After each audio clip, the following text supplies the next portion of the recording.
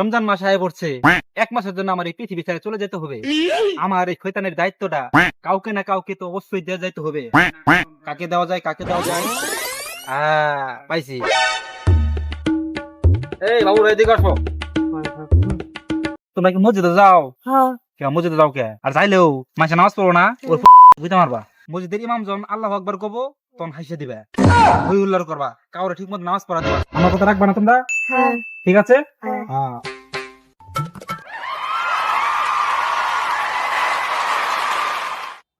ভাই, আমি রমজানের ছুটিতে চলে যেতেছি ভাই। আমার দায়িত্বটা আপনি পালন করবেন। আপনার ব্যবসায়ীরা হইলেন এখন দ্বিতীয় শৈতান।